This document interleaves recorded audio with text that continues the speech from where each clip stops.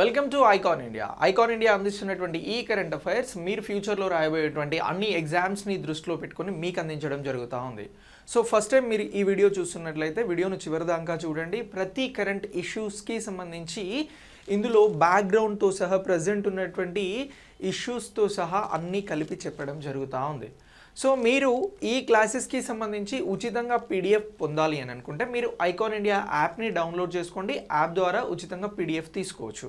ఇక icon India full length video క్లాసెస్కి సంబంధించి గ్రూప్స్ కానీ ఎస్ఐ కానిస్టేబుల్కి కానీ ఆన్లైన్ క్లాసెస్ని అందిస్తూ ఉంది. అదే అశోక్ నగర్ కేంద్రంగా ఆఫ్లైన్ గ్రూప్స్ క్లాసెస్ని కూడా ప్రారంభించడం జరిగింది గ్రూప్ 1 గ్రూప్ 2 కోసం.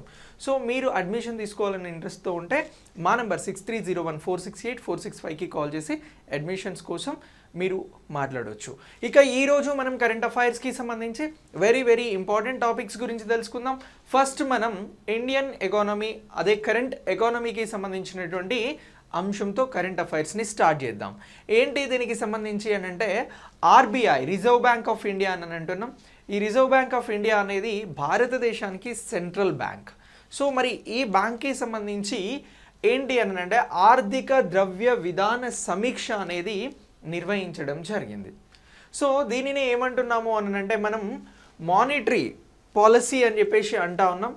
మరి ఈ మానిటరీ పాలసీ కమిటీకి సంబంధించినటువంటి ఈ రివ్యూ మీటింగ్లో ఈ సమీక్షకి సంబంధించి ఏం అప్డేట్స్ ఉన్నాయి అని తెలుసుకునే ముందు మనకు ఈ ఆర్థిక ద్రవ్య విధాన సమీక్షకి సంబంధించి ఈ మానిటరీ పాలసీ కమిటీకి సంబంధించినటువంటి అంశం గురించి తెలవాలి. సో ఇది ఏం చేస్తుంది అని అంటే భారతదేశంలో ఒక 4 అంశాలపైన ప్రత్యేకంగా అంటే క్వార్టర్లీకి ఒకసారి చొప్పున అంతకంటే ముందు ఈ మీటింగ్ని నిర్వహించడం జరుగుతూ ఉంది. సార్ మరి ప్రతి త్రైమాసికానికి సంబంధించి దాని లోపు ఈ సమావేశం జరుగుతుంది అని అంటున్నాం. ఈ ఆర్థిక ద్రవ్య విధానానికి సంబంధించి ఇది దేనిపైన డిస్కస్ చేయడం జరుగుతూ ఉంది, ఈ సమీక్ష చేయడం జరుగుతూ ఉంది అని అంటే ఒకటి ఏదైతే ద్రవ్యోల్బణం ఇన్ఫ్లేషన్కి సంబంధించి ధరల పెరుగుదల ఉంటుందో దానికి సంబంధించి, అలాగే బ్యాంక్ రేట్లకి సంబంధించి రివర్స్ రెపో రేట్ అలాగే రెపో రేట్కి సంబంధించినటువంటి అంశాలను గురించి, దీంతో పాటు ద్రవ్య సప్లైకి సంబంధించి, ద్రవ్య సప్లై అంటే ఏమంటున్నాం, దేశంలో డబ్బుకి సంబంధించినటువంటి సప్లై సిస్టమ్ ఎలా వర్క్ చేస్తుంది అని సమీక్షిస్తుంది. దీంతో పాటు ఆర్థిక వృద్ధిని మరింత డెవలప్ చేసేందుకు, దాన్ని ఆర్థిక వృద్ధిని పెంచేందుకు ఉన్నటువంటి చర్యలపైన సమీక్ష చేయడం జరుగుతూ ఉంది. సో మొత్తం 4 అంశాలు అని అంటున్నాం. ఆ 4 అంశాలను మీరు పక్కాగా గుర్తుంచుకోవాలి. ఎక్కడైనా మీకు మానిటరీ పాలసీకి సంబంధించినటువంటి కమిటీ రివ్యూ జరిగింది అని అంటే అది ప్రధానంగా 4 అంశాలపైన డిస్కస్ చేయడం జరుగుతూ ఉంది అని అంటున్నాం. ఒకటి వచ్చి ఏమంటున్నాము అని అంటే ఫస్ట్ది వచ్చి ద్రవ్యోల్బణం ఇన్ఫ్లేషన్కి సంబంధించి మాట్లాడడం జరుగుతూ ఉంది అని అంటున్నాం. ఒకటి ద్రవ్యోల్బణం, అలాగే రెండవది వచ్చి repo rate, reverse repo rate అంటే బ్యాంక్ రేట్స్ గురించి, repo rate reverse repo rate అని చెప్పేసి అంటా ఉన్నాం. అలాగే మూడోది వచ్చి ఆర్థిక వృద్ధి గురించి మాట్లాడుతూ ఉంది. అలాగే మనీ సప్లై గురించి, దేని గురించి అంటున్నాం, మనీ సప్లై గురించి కూడా ఇది ప్రత్యేకంగా డిస్కస్ చేయడం జరుగుతూ ఉంది దాని సమావేశాలలో. సో ఇలా ఇది మనకు చాలా ఇంపార్టెంట్. ఇప్పుడు ఈ 4 అంశాలకి సంబంధించి ఆర్బీఐ 8, 9, 10వ తేదీలలో ఎప్పటి నుంచి ఫిబ్రవరి 8 నుంచి 10 వరకు కూడా ఆర్థిక ద్రవ్య విధాన సమీక్షను నిర్వహించడం జరిగింది. సార్ ఇది 1934కి సంబంధించినటువంటి రిజర్వ్ బ్యాంక్ ఆఫ్ ఇండియా చట్టం ఏదైతే ఉందో దాని అనుగుణంగా 2016లో దీని ఫ్రేమింగ్ అనేది మార్చడం జరిగిందండి. సో దీనికి ఒక పర్టికులర్ ఫ్రేమింగ్ అనేది తీసుకురావడం జరిగింది. దేనికి సంబంధించి, ఈ ఆర్థిక ద్రవ్య విధానం మానిటరీ పాలసీ కమిటీకి సంబంధించి. సో ఇలా ఇది మనకు చాలా ఇంపార్టెంట్ అని అంటున్నాం. సార్ మరి ఇప్పుడు జరిగినటువంటి ఈ సమావేశానికి ఎవరు అధ్యక్షత వహిస్తారు, దీన్ని ఎవరి ప్రెసిడెన్సీలో నిర్వహిస్తారు అని అంటే ఆర్బీఐ గవర్నర్గా ఉన్నటువంటి శక్తికాంత్ దాస్ గారు ఎవరైతే ఉన్నారో అతని అధ్యక్షతన ఈ సమావేశం అనేది జరుగుతుంది. సార్ ఈ దీనికి సంబంధించి ఈ కమిటీలో ఎంతమంది మెంబర్స్ ఉంటారు అని అంటే 6 ఉంటారు. 3 రిజర్వ్ బ్యాంక్కి సంబంధించినటువంటి వారు, రిజర్వ్ బ్యాంక్ ఆఫ్ ఇండియాకి సంబంధించినటువంటి వారు 3 ఉంటారు. ఒక 3 గవర్నమెంట్ ఆఫ్ ఇండియా అనేది ఎంపిక చేయడం జరుగుతుంది, నామినేట్ చేయడం జరుగుతూ ఉంది. సో ఇలా ఈ ఆర్థిక ద్రవ్య విధానానికి సంబంధించినటువంటి ఈ సమీక్షకి సంబంధించినటువంటి బేసిక్ ఇన్ఫర్మేషన్గా దీన్ని గుర్తుంచుకోవాలి. 4 అంశాలపైన ఇది చర్చించడం జరుగుతూ ఉంది. 1 ద్రవ్యోల్బణం, 2 రివర్స్ రెపో రేట్, 3 ఆర్థిక వృద్ధి, 4 ద్రవ్య సప్లై. సో దీనికి సంబంధించి 6 మంది సభ్యులు ఉంటారంటున్నాం. 3 గవర్నర్ అంటే ఆర్బీఐ రిజర్వ్ బ్యాంక్ ఆఫ్ ఇండియాకి సంబంధించిన వారు, 3 గవర్నమెంట్ నామినేట్ చేస్తుంది. ఆర్బీఐకి సంబంధించినటువంటి శక్తికాంత్ దాస్ ఆధ్వర్యంలో ఈ సమావేశం అనేది జరిగింది అని అంటున్నాం. సో ఇలా ఈ బేసిక్ పాయింట్స్ని గుర్తుంచుకున్నాం కదా. మరి ఇప్పుడు జరిగినటువంటి సమీక్షలో 8 నుంచి 10 వరకు జరిగినటువంటి రివ్యూలో ఏ డిసిషన్స్ తీసుకోవడం జరిగింది అని అంటే రెపో రేట్ అనేది 4% ఉంచడం జరిగింది. ఏమంటున్నాం, రెపో రేట్ అనేది 4% ఉంచారు. ఇక అలాగే బ్యాంక్ రేట్స్కి సంబంధించి రివర్స్ రెపో ఏదైతే ఉందో రివర్స్ రెపో రేట్ అనేది 3.35% ఉంచడం జరిగింది. సరే, ఇక్కడ మనకు మళ్ళీ బేసిక్ డౌట్స్ వస్తాయి. రెపో రేట్ అంటే ఏంటి, రివర్స్ రెపో రేట్ అంటే ఏంటి అని అంటే, రెపో రేట్లో బ్యాంకులకి ఆర్బీఐ అనేది reserve bank of India central bank ఏదైతే ఉందో భారతదేశ సెంట్రల్ బ్యాంకులు అనేది భారతదేశంలో ఉన్నటువంటి ఇతర బ్యాంకులకి అప్పునివ్వడం జరుగుతుంది. అది రెపో రేట్. చిన్న బ్యాంకులన్నీ ఆర్బీఐ దగ్గర నుంచి అప్పు తీసుకొచ్చుకుంటే అది రెపో రేట్. ఈ చిన్న బ్యాంకులు సమ్ టైమ్స్ ఆర్బీఐకి అప్పు ఇవ్వడం జరుగుతుంది, అది రివర్స్ రెపో రేట్. ఇంతే, ఆర్బీఐ ఏమో బ్యాంకులకి అప్పులు ఇస్తే రెపో రేట్, ఆర్బీఐ అప్పు తీసుకుంటే బ్యాంకుల దగ్గర నుంచి రివర్స్ రెపో రేట్. అర్థమైంది కదా. సో ఈ పాయింట్ని గుర్తుంచుకోండి. సో ఇలా దీనికి సంబంధించినటువంటి వడ్డీ రేట్లను ఎంత శాతంగా ఉంచింది రెపో రేట్ను అని అంటే, ఇప్పుడు ఫర్ ఎగ్జాంపుల్ చిన్న బ్యాంకులన్నీ కూడా ఆర్బీఐ నుంచి అప్పు తెచ్చుకుంటే 4% ఇంట్రెస్ట్ అనేది ఆర్బీఐకి కట్టాల్సి ఉంటుంది. ఇదే చిన్న బ్యాంకుల దగ్గర నుంచి ఆర్బీఐ అప్పు తీసుకున్నప్పుడు రివర్స్ రెపో రేట్లో 3.35% మాత్రమే బ్యాంకులకు చెల్లిస్తుంది. సో అలా గుర్తుంచుకోవాలి. ఇక మార్జినల్ స్టాండింగ్ ఫెసిలిటీ రేటుని కూడా మరియు బ్యాంక్ రేటుని కూడా 4.25% ఉంది. దీనికి కూడా నేను క్లియర్ ఎక్స్ప్లెనేషన్ ఇస్తాను మీకు.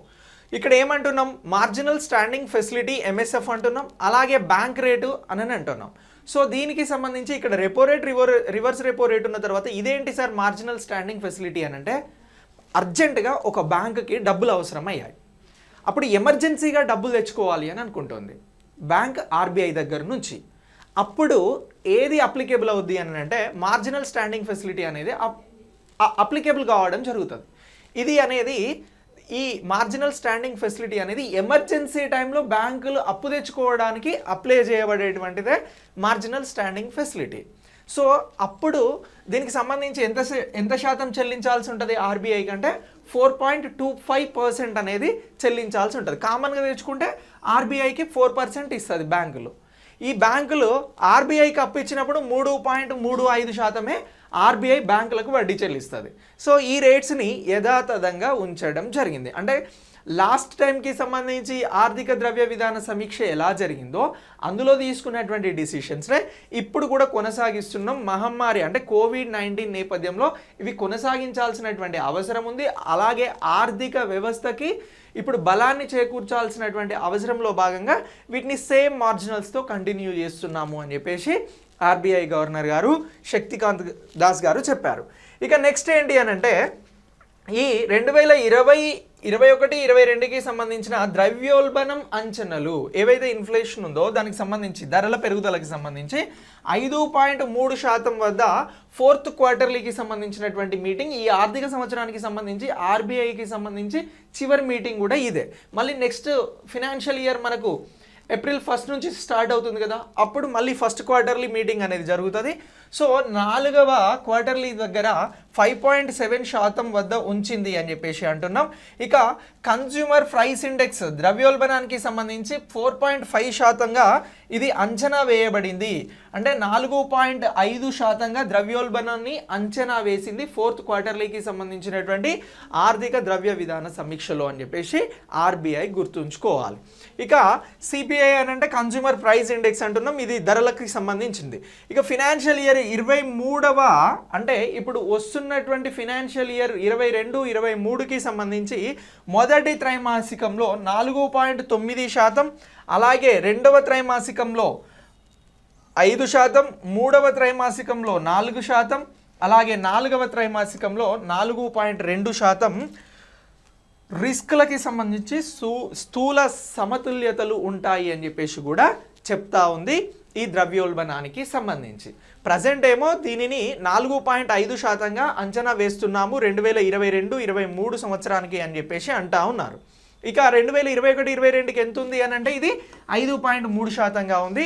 ఇక నాలుగవ క్వార్టర్ వద్ద ఇది 5.7%గా ఉంది. అంటే ఇప్పుడు మనం వాడుతున్నటువంటి నిత్యావసర వస్తువు ధరలు అనేవి పెరిగాయి కాబట్టి దీన్ని పెంచుతూ చూపెడతా ఉన్నారు ఈ ఫోర్త్ క్వార్టర్లీకి సంబంధించి ఈ ఫినాన్షియల్ ఇయర్.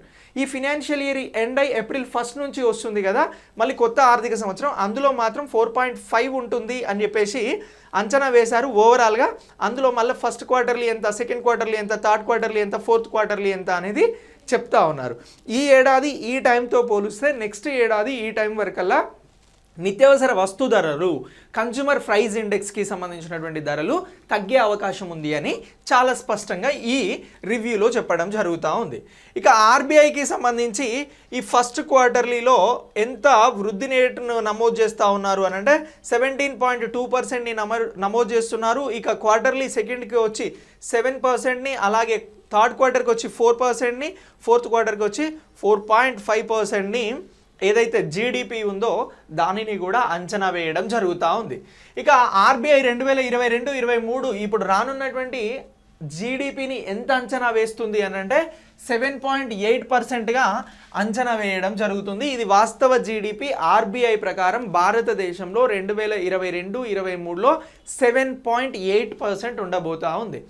మనం గత క్లాసులలో చెప్పుకున్నాం ఈ ఆర్బీఐకితో పాటు ఏదైతే ఇతర అంచనాలు వేసేటువంటి జీడిపి అంచనాలు వేసేవి ఉన్నాయో వారు వారి అంచనాలను రిలీజ్ చేశారు. మనకు భారతదేశానికి సంబంధించి రిజర్వ్ బ్యాంక్ ఆఫ్ ఇండియా అనేది very important, economy point of వ్యూలో చాలా ఇంపార్టెంట్ కాబట్టి ఇది ఇచ్చినటువంటి అంచనాలు కూడా వాస్తవ జీడిపికి సంబంధించి, జీడిపి వృద్ధికి సంబంధించి 7.8% అనేది మనకు చాలా అవసరం. సార్ మళ్ళీ ఇక్కడ జీడిపి అన్నారు, జీడిపి అంటే ఏంటి అని అంటే ఒక నిర్దిష్ట కాలంలో, ఫర్ ఎగ్జాంపుల్ ఒక సంవత్సర కాలంలో ఒక దేశ సరిహద్దు లోపల అంతిమంగా ఉత్పత్తి చేయబడినటువంటి వస్తువులను, సేవల విలువలనే జీడిపి అని అంటారు.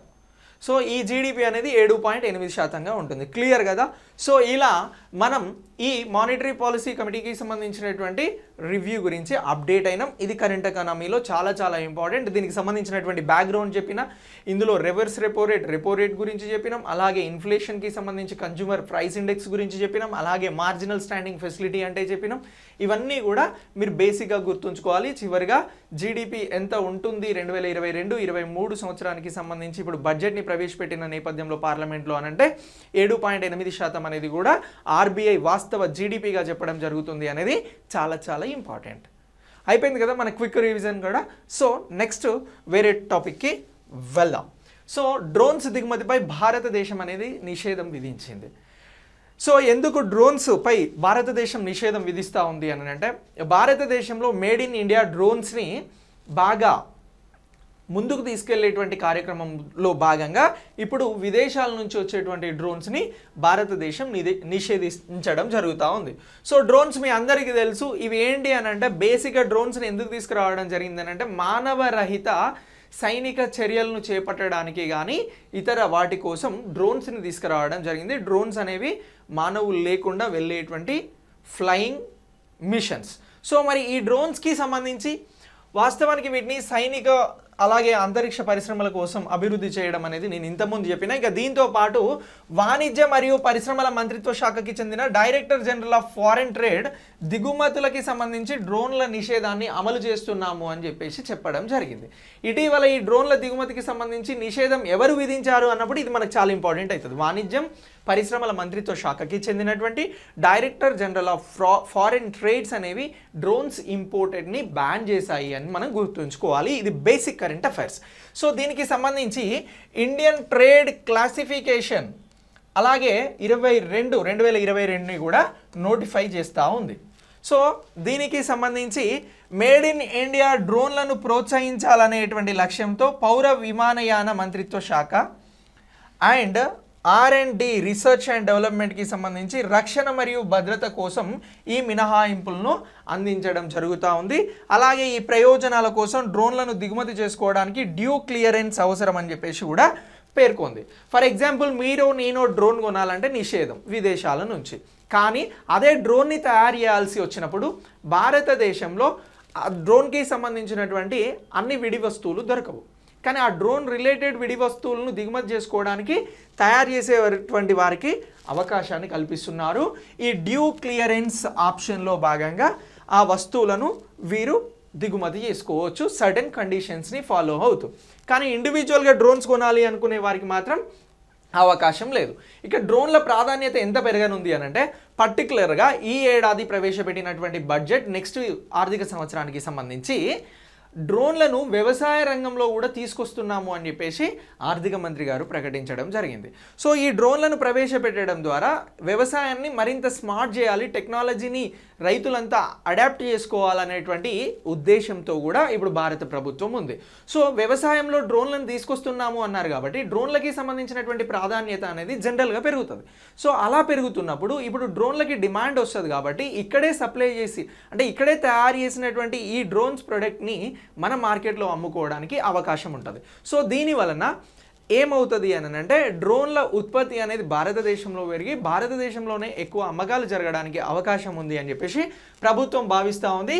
ఇక మనం అనుకున్నట్లు డ్రోన్లను తయారు చేసేందుకు ఆ కంపెనీలకి సంబంధించి విడి వస్తువులకి సంబంధించి ఎలాంటి అనుమతులు అనేది అవసరం లేదు. ఇక R&Dకి సంబంధించి రీసెర్చ్ అండ్ డెవలప్మెంట్కి సంబంధించి భారతదేశాన్ని డ్రోన్ హబ్గా మార్చనేటువంటి లక్ష్యం అలాగే సరళీకృత డ్రోన్ నియమాలను నోటిఫై చేస్తూ ఉంది అని చెప్పేసి గుర్తుంచుకోవాలి. ఇక ఇప్పటికే ఉత్పత్తికి సంబంధించి అనుబంధ ప్రోత్సాహకం ఏదైతే ఉందో ప్రొడక్ట్ లింక్డ్ ప్రోగ్రామ్ ఏదైతే ఉందో దానికి సంబంధించి ప్రభుత్వం దీనిని కూడా ఆమోదించింది. డ్రోన్లకి సంబంధించి 3 ఆర్థిక సంవత్సరాలకి సంబంధించి 120 కోట్ల రూపాయలని ప్రత్యేకంగా కేటాయించడం జరిగింది. సరే ఏంటి సార్ ఈ PLI అని అంటే దీన్ని ఉత్పత్తి అనుసంధాన ప్రోత్సాహకం అని చెప్పేసి అంటా ఉన్నాం. ఎవరైతే కంపెనీస్ పెట్టి వస్తువులను ఉత్పత్తి చేస్తారో వారికి ప్రోత్సాహకాలను ఇవ్వడం జరుగుతుంది. కొన్ని రంగాలను కేటాయించడం జరిగింది ప్రత్యేకమైనటువంటి బడ్జెట్. దీని వలన భారతదేశంలో ఈ PLI వలన ఉపాధి లభిస్తుంది. అలాగే ఇక్కడే వస్తువులు తయారు చేస్తారు కాబట్టి భారతదేశానికి కూడా ఆదాయం పెరుగుతుంది. ఇక్కడ ప్రధానంగా ఉపాధి పెరుగుతుంది అనే దానికోసం ఈ PLI స్కీమ్ తీసుకొచ్చి ఈ కంపెనీలకి ప్రత్యేకంగా ఎగ్జెంప్షన్స్ ఇవ్వడం జరుగుతూ ఉంది ఉత్పత్తిలో. సో అలాంటి ప్రోత్సాహకాలను ఇప్పుడు 120 కోట్ల బడ్జెట్ని పెట్టి 3 సంవత్సరాలకి సంబంధించి డ్రోన్లు తయారు చేసేవారికి ఈ 120 కోట్ల ప్రోత్సాహకాలని ప్రభుత్వం అనేది ప్రత్యేకంగా అందించబోతుంది. సో ఈ పాయింట్ని కూడా మనం చాలా స్ట్రాంగ్గా గుర్తుంచుకోవాల్సి ఉంటుంది మన రెగ్యులర్ కరెంట్ అఫైర్స్లో భాగంగా. నెక్స్ట్ క్వాడ్ విదేశాంగ మంత్రుల సమావేశం అనేది జరుగుతూ ఉంది. సరే ఈ క్వాడ్కి సంబంధించి ఇందులో ఉన్నటువంటి దేశాలు ఏవేవి అని అంటే జపాన్ ఉంది. ఏ దేశాలు ఉన్నాయి అని అంటే ఒకటి జపాన్ ఉంది, అలాగే నెక్స్ట్ భారత్ ఉంది, ఇండియా ఉంది, దీంతోపాటు US ఉంది, ఆస్ట్రేలియా ఉంది. ఈ 4 కలిస్తేనే క్వాడ్. ఈ క్వాడ్ అనేది ప్రత్యేకంగా ఎందుకు డిజైన్ చేయడం జరిగింది ఇప్పుడు అని అంటే చైనా తన ప్రాజెక్టుల ద్వారా ప్రపంచంలో వ్యాపారాన్ని కొల్లగొట్టే ప్రయత్నం చేస్తూ ఉంది. దీన్ని అరికట్టేందుకు దీనికి సంబంధించి బ్రేక్ వేసేందుకు ఏర్పడినటువంటి కూటమియే ఈ క్వాడ్ కూటమి. సో ఈ క్వాడ్లో ఎవరెవరు ఉన్నారు అని అంటున్నాం Bharat, Australia, United states, Japan. So వీరికి సంబంధించి విదేశాంగ మంత్రుల సమావేశం అనేది త్వరలో జరగబోతూ ఉంది. సో ఇలా జరగబోతున్నటువంటి ఈ సమావేశంలో COVID-19కి సంబంధించినటువంటి సమస్యలతో పాటు వ్యాక్సిన్లతో పాటు సాంకేతికమైనటువంటి అంశాలను అలాగే చైనాకు సంబంధించి ప్రాంతీయ భద్రత సమస్యల సహకారం పైన ఈ విదేశాంగ మంత్రులు చర్చించబోతా ఉన్నారు. భారతదేశం నుంచి విదేశాంగ మంత్రిగా ఎవరున్నారు? జైశంకర్ గారు ఉన్నారు. సో ఇలా జరిగేటువంటి ఈ సమావేశానికి జైశంకర్ గారు హాజరవుతారు. సో అలా 2021లో జరిగినటువంటి 2వ శిఖరాగ్ర సమావేశంలో నాయకులు ప్రకటించినటువంటి ఈ నిర్మాణాత్మక ఎజెండాను కూడా వీరు రూపొందిస్తారు. 2021లో ఈ క్వాడ్కి సంబంధించి 2వ శిఖరాగ్ర సమావేశం అనేది జరిగింది. దేనికి? అప్పుడు 2021లో జరిగింది. అప్పుడు తీసుకున్నటువంటి నిర్ణయాలను కూడా ఈ విదేశాంగ మంత్రులు ప్రత్యేకంగా చర్చిస్తారు అని అంటున్నారు. ఇక అలాగే ఈ సమ్మిట్ అనేది ప్రత్యేకంగా ఉండబోతుంది అని చెప్పేసి కూడా చెప్తా ఉన్నారు. సో ఇలా ఈ క్వాడ్ అనేది చతుర్భుజ భద్రతా సంభాషణ అని చెప్పేసి అంటా ఉన్నాం. ఇక దీనికి సంబంధించి ఉన్నటువంటి దేశాలు మళ్ళీ చెప్తున్నా, USA, జపాన్, ఆస్ట్రేలియా, భారత్. ఇక దీనికి లక్ష్యాలు ఏంటి అని అంటే నియమాల ఆధారిత ఆర్డర్ నిర్వహణ కోసం ప్రాంతీయ భద్రత నిర్మాణాన్ని చేపట్టడం, అలాగే పెరుగుతున్నటువంటి చైనా ప్రభావాన్ని తగ్గించడం, దీంతోపాటు వ్యాపార దోపిడీకి వ్యతిరేకంగా ఆర్థిక విధానాలకి సంబంధించి మాట్లాడడం అనేది వెరీ వెరీ ఇంపార్టెంట్. మనకు కొన్ని సమిట్స్ ఉంటాయి, G20 కానీ, షాంఘై కోఆపరేషన్ కానీ, అలాగే G7 కానీ, ఇలాంటివన్నీ ఉంటాయి. అలానే ఇప్పుడు ఈ క్వాడ్ అనేది కూడా చాలా ఇంపార్టెంట్. ఎందుకు అనంటే అతిపెద్ద ఆర్థిక వ్యవస్థ కలిగినటువంటి అమెరికా ఉంది, భారత్ ఉంది, జపాన్ ఉంది, ఆస్ట్రేలియా ఉంది. సో ఇదే కాకుండా ఈ 4 కూడా వ్యూహాత్మకంగా చైనాను దిగ్బంధనం చేసి అడ్డుకునేలాగా ఇవి వర్క్ చేయబోతాయి అని చెప్పేసి కూడా చెప్తా ఉన్నారు. ఈ అంశాన్ని గుర్తుంచుకోండి. ఇక ప్రపంచంలోనే అత్యంత రద్దీగా ఉండేటువంటి నగరాలకి సంబంధించినటువంటి సర్వే ఒకటి జరిగింది. ఈ సర్వేని ఎవరు చేశారు అని అంటే టామ్కి సంబంధించినటువంటి వారు చేయడం జరిగింది. సో ఈ సర్వేకి సంబంధించినటువంటి ఇండెక్స్ ఏం చెప్తా ఉంది అని అంటే ప్రపంచవ్యాప్తంగా 6 ఖండాలలో 58 దేశాలలో 404 నగరాలలో మేము ట్రాఫిక్ సర్వే చేశాము అని చెప్పేసి వారు చెప్తా ఉన్నారు. మరి ఆ చేసినటువంటి ట్రాఫిక్ సర్వేకి సంబంధించి ప్రపంచవ్యాప్తంగా ఉన్నటువంటి ఈ ట్రాఫిక్ ఏవైతే ఎక్కువ ఉన్నాయో ఆ నగరాలకి సంబంధించి ఇండెక్స్లో ర్యాంకింగ్స్ ఇవ్వడం జరిగింది. ప్రపంచంలోనే అత్యంత ఎక్కువగా ట్రాఫిక్ రద్దీ ఉన్నటువంటి నగరం ఏంది అని అంటే టర్కీ ఇస్తాంబుల్ అనేది ఉంది. మరి భారతదేశంలో ప్రపంచంలోనే అత్యంత రద్దీగా ఉండేటువంటి నగరాలలో ముంబై అనేది 5వ స్థానంలో నిలిచింది, బెంగళూరు అనేది 10వ స్థానంలో ఉంది, ఢిల్లీ అనేది 11వ స్థానంలో ఉంది, పూణే అనేది 21వ స్థానంలో ఉంది అని చెప్పేసి గుర్తుంచుకోవాలి. ఫర్ ఎగ్జాంపుల్ మిమ్మల్ని ఎగ్జామ్లో అడగవచ్చు, ఇటీవల ట్రాఫిక్ రద్దీకి సంబంధించి టామ్ ఇచ్చినటువంటి ఇండెక్స్లో భారతదేశానికి సంబంధించి టాప్ 2లో ఉన్నటువంటి టాప్ 10లో ఉన్నటువంటి నగరాలు ఏవి అన్నప్పుడు మనం ముంబై 5వ స్థానంలో ఉంది, బెంగళూరు 10వ స్థానంలో ఉంది అని గుర్తుంచుకోవాలి. పోనీ టాప్ 25లో ఉన్నటువంటి నగరాలు అన్నప్పుడు ఢిల్లీ 11, పూణే 21, ఈ 2 కూడా యాడ్ అవుతాయి. కానీ ప్రపంచంలో భారతదేశానికి సంబంధించి ముంబై నగరానికి ట్రాఫిక్ రద్దీలో ఎంత ర్యాంకింగ్ ఇచ్చారు అని అంటే 5వ ర్యాంకింగ్ అని చెప్పేసి మనం గుర్తుంచుకోవాల్సి ఉంటుంది. ఇక 2019తో పోలిస్తే 2021కి సంబంధించి ఎంత రద్దీ తగ్గింది అని అంటే ముంబైలో 14% రద్దీ తగ్గింది. కానీ ప్రపంచంలో ఇది 5వ ప్లేస్లో ఉంది అని చెప్పేసి కూడా గుర్తుంచుకోవాలి. ఓకేనా? సో 2019తో పోలిస్తే 2021లో మొత్తం ఓవరాల్గా భారతదేశంలో 14% రద్దీ తగ్గింది, ముంబైలో 18% ప్రత్యేకంగా తగ్గడం జరిగింది. అయినా ప్రపంచంలో 5వ స్థానం ఉంది. ఇక 2021కి సంబంధించి బెంగళూరు మరియు పూణేలో రద్దీ స్థాయి అనేది 32% నుంచి 29%కి తగ్గింది. అయినా ఇవి కూడా ప్రపంచంలోనే ట్రాఫిక్ రద్దీ నగరాలుగా మనకు కనిపిస్తూ ఉన్నాయి. ఇక పీక్స్ అవర్స్కి సంబంధించి భారతదేశంలో రద్దీకి సంబంధించి ఎలా ఉంటుంది అనేది కూడా ఇక్కడ ప్రత్యేకంగా చెప్పడం జరిగింది.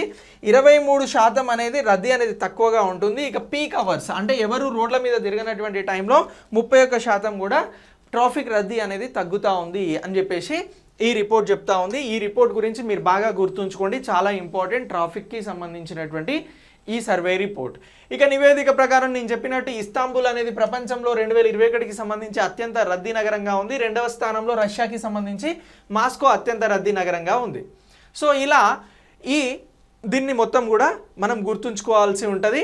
ఇక 2021కి సంబంధించి ప్రపంచంలో అత్యంత రద్దీ ఉన్నటువంటి టాప్ 5 కంట్రీస్ ఏవి అని వాటిని మీరు గుర్తించండి అన్నప్పుడు మనం ఈ నగరాల పేర్లను గుర్తుంచుకోవాలి. ఇస్తాంబుల్ ఫస్ట్ ప్లేస్, మాస్కో 2వ ప్లేస్, కైవ్ 3వ ప్లేస్, ఉక్రెయిన్లో ఉంది కైవ్, ఇది రష్యాకి పక్క దేశం. ఇప్పుడు రష్యాకి ఉక్రెయిన్కి సంబంధించి యుద్ధ వాతావరణం ఉంది. ఇక తర్వాత బొగోటా కొలంబియాకి సంబంధించి 55% ఉంది, ముంబై 53%తో 5వ స్థానంలో ఉంది. సో ఇలా ఈ టాపిక్ని కూడా ప్రపంచంలో అత్యంత రద్దీగా ఉండే నగరాలకి సంబంధించి 2021 సర్వేని మనం ప్రత్యేకంగా గుర్తుంచుకోవాల్సి ఉంటుంది. ఇక దీని తర్వాత భారతదేశంలో మొట్టమొదటి బయోగ్యాస్ ఆధారిత హైడ్రోజన్ ప్లాంట్ని ఏర్పాటు చేస్తూ ఉన్నారు.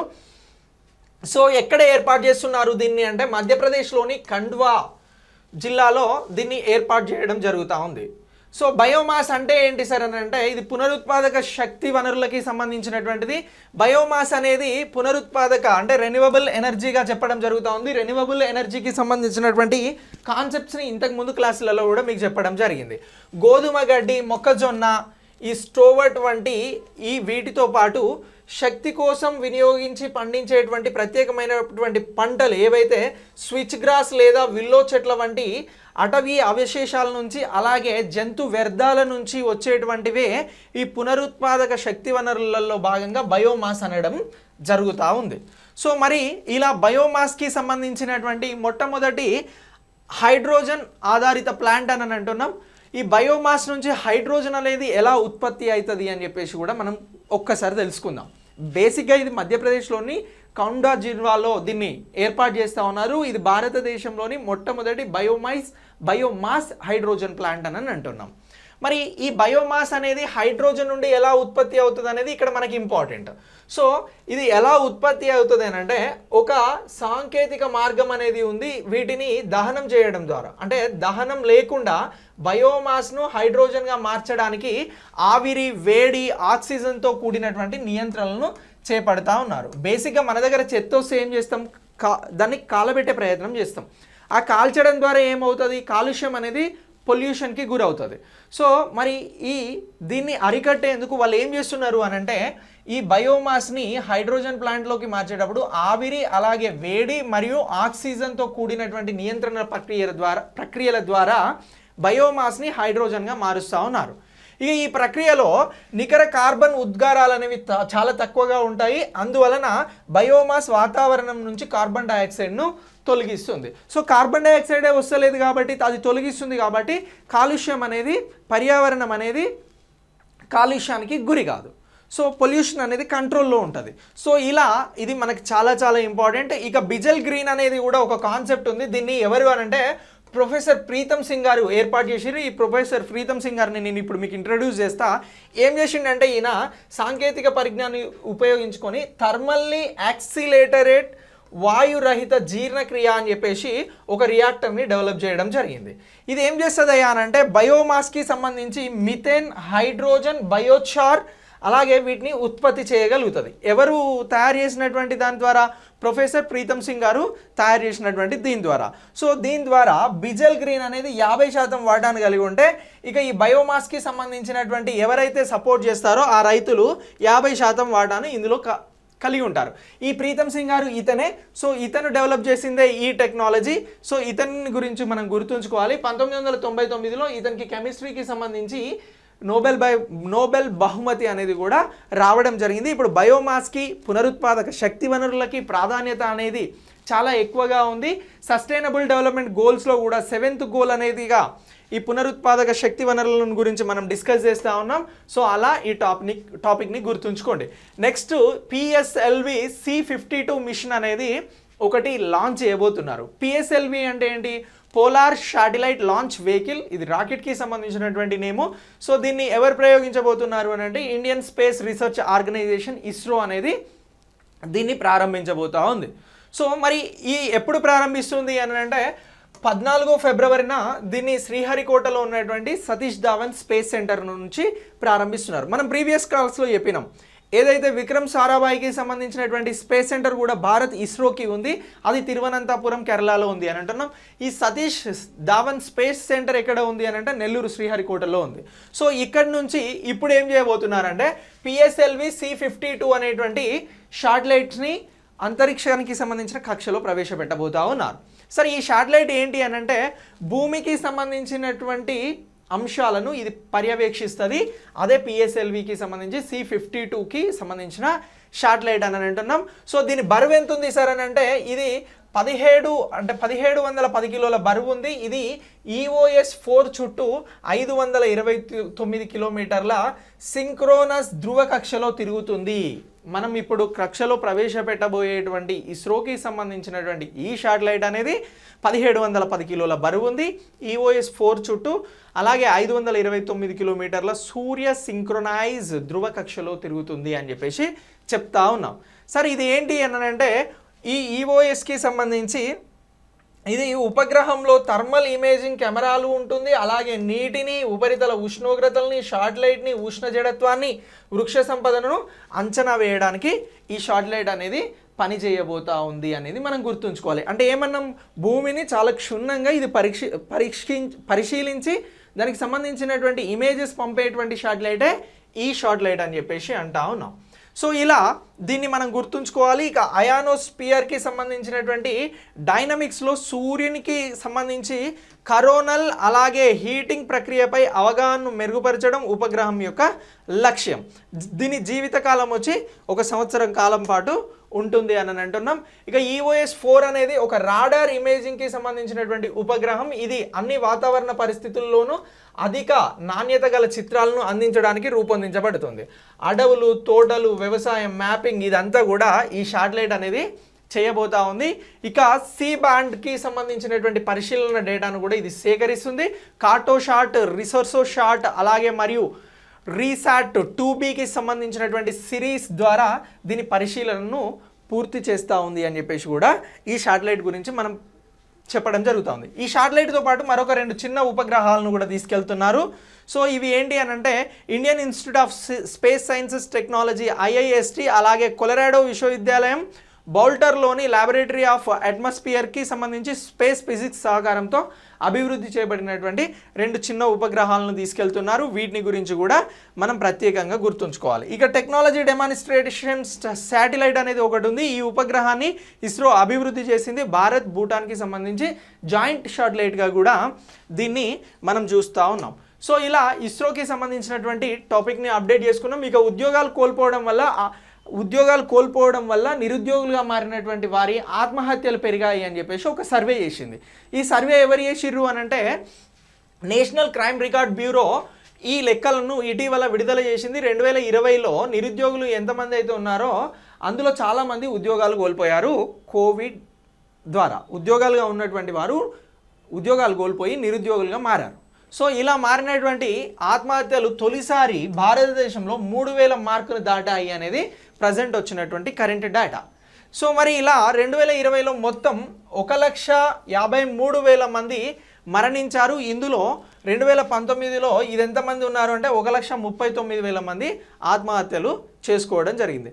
మరణించినటువంటి వారిలో చాలామంది అప్పుల బాధతో ఆత్మహత్య చేసుకున్నారు అని చెప్పేసి ఈ నేషనల్ క్రైమ్ రికార్డ్ బ్యూరో అనేది చెప్పడం జరుగుతూ ఉంది. ఇక నేషనల్ క్రైమ్ బ్యూరో రికార్డ్ ప్రకారం 2020లో అత్యధిక నిరుద్యోగులు ఆత్మహత్యలకు పాల్పడ్డారు. ఇందులో కర్ణాటక నుంచి 720 మంది ఉండగా ఆ తర్వాతి స్థానాలలో మహారాష్ట్ర ఉంది 625 మంది, తమిళనాడులో 336 మంది, అస్సాంలో 234 మంది, ఉత్తరప్రదేశ్లో 227 మంది చనిపోవడం జరిగింది. ఇటీవల ఆత్మహత్యలకి సంబంధించి నిరుద్యోగులు ఏ రాష్ట్రంలో ఎక్కువగా చనిపోయారు అని అంటే కర్ణాటక, ఆ తర్వాత ఎవరున్నారు అంటే మహారాష్ట్ర. సో ఇలా వీటిని కూడా నేషనల్ క్రైమ్ బ్యూరోకి సంబంధించి మనం అప్డేట్ చేసుకోవాల్సి ఉంటుంది. ఇక అప్పుల బాధతో దివాలా కారణంగా ఆత్మహత్యలు చేసుకుంటే మహారాష్ట్రలో 1341 మందితో అగ్రస్థానంలో ఉంది. అప్పులతో అలాగే దివాలా తీసి మరణించిన వారు ఎవరు అని అంటే ఉద్యోగాలు కోల్పోయి మరణించిన వారు కర్ణాటకలో ఎక్కువ ఉంటే అప్పులు దివాలా తీసి మరణించిన వారు ఇక్కడ ఎక్కువ ఉన్నారు. అదే మహారాష్ట్ర 1341 మంది. సో తర్వాత స్థానం మళ్ళీ కర్ణాటకకి ఉంది 1025, తర్వాత తెలంగాణ ఇక్కడ ఉంది 947, ఆంధ్రప్రదేశ్ కూడా ఎంత అనంటే 782, తమిళనాడులో 524 మంది చనిపోవడం జరిగింది. సో ఇలా మనం గుర్తుంచుకోవాల్సి ఉంటుంది. ఇక నిరుద్యోగుల కారణంగా సంబంధించి 2019లో ఎంతమంది మరణించారు అని అంటే 2,851 మంది, 2018లో 2,741 మంది, 2015లో 2,404 మంది, 2016లో 2,298 మంది, 2015లో 2,723 మంది, 2014లో 2,207 మంది. మీరు ఇక్కడ 2014, 15, 16, 17, 18 చూస్తే పెరుగుతూ వస్తున్నాయి ఆత్మహత్యలు. సో ఇలా ఈ పాయింట్ని కూడా మనం గుర్తుంచుకోవాలి. సార్ మరి ఇలా ఆత్మహత్యలు పెరుగుతుంటే దీనికి సంబంధించి ఏం చర్యలు తీసుకోవట్లేదు అని అంటే మానసిక ఆరోగ్యానికి సంబంధించి ప్రభుత్వం కొన్ని కార్యక్రమాలు చేపడుతుంది అని చెప్పేసి కూడా ఈ నేషనల్ క్రైమ్ బ్యూరో ద్వారా మనకు తెలుస్తూ ఉంది. ఇక జాతీయ మానసిక ఆరోగ్య కార్యక్రమం అనేది ఒక కార్యక్రమం ఉంది. దీన్ని నేషనల్ మెంటల్ హెల్త్ ప్రోగ్రామ్ కింద అమలు చేస్తూ ఉన్నారు. భారతదేశంలో ఈ ప్రోగ్రామ్ అనేది 692 జిల్లాలలో అమలవుతుంది అని చెప్పేసి మనం గుర్తుంచుకోవాలి. ఇక దీంట్లో ఏం చేస్తున్నారు అని అంటే పాఠశాలలు, కళాశాలల్లో వారికి జీవన నైపుణ్యాలకి సంబంధించిన శిక్షణ ఇవ్వడం, ఎలాంటి ఒత్తిడి వచ్చినా ఎదుర్కొనేటువంటి పరిస్థితులను క్రియేట్ చేయడమే దీని ప్రోగ్రామ్గా గుర్తుంచుకోవాలి. అదే నేషనల్ మెంటల్ హెల్త్కి సంబంధించినటువంటి పాలసీ భారతదేశంలో అమలవుతుంది స్ట్రాంగ్గా నిలబడేందుకు. ఇక మ్యూజియంస్కి సంబంధించినటువంటి గ్లోబల్ సమిట్ అనేది జరగబోతుంది. ఎప్పుడు జరుగుతుంది అని అంటే 15-16వ తేదీలలో జరగబోతుంది. దీనికి సంబంధించి ఎవరు ఈ సమావేశాన్ని నిర్వహించబోతా ఉన్నారు అని అంటే దీనికి సంబంధించిన మంత్రిగా ఉన్నటువంటి కిషన్ రెడ్డి గారు ఈ సమావేశాన్ని ప్రారంభించబోతా ఉన్నారు. ఇక భారతదేశంలో ఉన్నటువంటి మ్యూజియంలను రీఇమేజింగ్ చేయడం పైన మొట్టమొదటిసారి ఇది గ్లోబల్ సమిట్ అని అంటున్నాం. భారతదేశంలో ఉన్నటువంటి మ్యూజియంలను రీఇమేజింగ్ చేయడానికి మొట్టమొదటి గ్లోబల్ సమిట్ ఎప్పుడు జరిగింది అని అంటే February 15-16 అని గుర్తుంచుకోవాలి. దీన్ని ఎవరు ప్రారంభించారు అని అంటే కిషన్ రెడ్డి గారు ప్రారంభించారు అని చెప్పేసి గుర్తుంచుకోవాలి. మరి దీన్ని ఎవరి భాగస్వామ్యంతో నిర్వహిస్తున్నారు అని అంటే బ్లూంబర్గ్కి సంబంధించినటువంటి భాగస్వామ్యంతో ఈ సదస్సు అనేది నిర్వహించడం జరుగుతుంది. సమిట్లో 25 మంది మ్యూజియాలిస్టులు అలాగే మ్యూజియం నిపుణులు పాల్గొంటారు అని చెప్పేసి కూడా దీనికి సంబంధించినటువంటి ఇన్ఫర్మేషన్ మనకున్నది. సో దీనికి సంబంధించి థీమ్ ఉంటుంది కదా, ఒక సదస్సు జరిగినప్పుడు ఒక ఇంపార్టెంట్ డేకి సంబంధించి థీమ్ను వర్చువల్లో ఈ సదస్సు జరుగుతుంది. థీమ్ను 4 రకాలుగా తీసుకున్నారు. ఏం తీసుకున్నారు అని అంటే ఆర్కిటెక్చర్ మరియు ఫంక్షనల్ నీడ్స్, మేనేజ్మెంట్ కలెక్షన్స్, అలాగే curations, conservation practices, education and audience engagement అనేటువంటి థీమ్స్ని తీసుకొని 4 విస్తృతమైనటువంటి థీమ్స్ని తీసుకొని మ్యూజియంస్కి సంబంధించినటువంటి గ్లోబల్ సమిట్ అనేది నిర్వహిస్తున్నారు. రీఇమేజింగ్ కోసం, మ్యూజియంస్ని మరింత డెవలప్ చేయడం కోసం, కాపాడేందుకోసం అని చెప్పేసి దీన్ని నిర్వహిస్తూ ఉన్నారు. సో ఇలా ఈ మ్యూజియంస్కి సంబంధించి ఈ అంశాన్ని గుర్తుంచుకోండి. ఇక భారతదేశానికి స్వతంత్రం వచ్చినటువంటి సందర్భంగా ఆజాద్ కా అమృత్ అనేటువంటి మహోత్సవాలను జరుపుతున్నారు. అందులో భాగంగా 75 ఏళ్ళు పూర్తి చేసుకున్నటువంటి దీనికి సంబంధించి దీన్ని నిర్వహిస్తూ ఉన్నారు. ఇక గ్లోబల్ సమిట్ భారతదేశం ప్రపంచవ్యాప్తంగా ఉన్నటువంటి మ్యూజియం డెవలప్మెంట్ మరియు మేనేజ్మెంట్ రంగాలలో నిపుణులు, అభ్యాసకులు ఎవరైతే ఉంటారో వారి సహకారాన్ని తీసుకుపోతా ఉంది. ఇక స్టాక్ సెలెక్షన్ కమిషన్కి కొత్త చైర్మన్ వచ్చిర్రు. సో రోజుకొక నియామకం గురించి మనం చెప్పడం జరుగుతూ ఉంది. ఈ నియామకాలని మీరు అప్డేట్ చేసుకోండి. సో స్టాఫ్ సెలెక్షన్ కమిషన్కి సంబంధించి సీనియర్ బ్యూరోక్రాట్ అయినటువంటి ఎస్ కిషోర్ గారు ఈయనను నియమించడం జరిగింది. సో ఇలా ఇతనికి సంబంధించి గుర్తుంచుకోండి. ఇటీవల స్టాఫ్ సెలెక్షన్ కమిషన్కి సంబంధించి కొత్త చైర్మన్గా ఎవరు నియమితులయ్యారు అని అంటే ఎస్ కిషోర్. ఇతను బ్యూరోక్రాట్ అని అంటున్నాం, ఎగ్జిక్యూటివ్ ఆఫీసర్గా పనిచేయడం జరిగింది. ఇక డిపార్ట్మెంట్ ఆఫ్ పర్సనల్ అండ్ ట్రైనింగ్కి సంబంధించి ఈ ఉత్తర్వులలో ఇతన్ని నియమిస్తున్నామని చెప్పారు. దీనికి సంబంధించి క్యాబినెట్ నియామకాల కమిటీ అనేది కూడా ఆమోదం తెలిపింది. ఇతను ప్రస్తుతం ఏం పని చేస్తూ ఉన్నాడు అని అంటే వాణిజ్య మరియు పరిశ్రమల శాఖకి సంబంధించి ప్రత్యేక కార్యదర్శిగా పనిచేస్తున్నటువంటి ఎస్ కిషోర్ గారిని స్టాఫ్ సెలెక్షన్ కమిషన్కి చైర్మన్గా నియమించారు అనేటువంటి అంశాన్ని మనం అప్డేట్ చేసుకుంటే సరిపోతుంది. సో ఇలా మీరు ఈ February 11కి సంబంధించినటువంటి కరెంట్ అఫైర్స్ మొత్తాన్ని కూడా అప్డేట్ చేసుకోండి. Thanks for watching.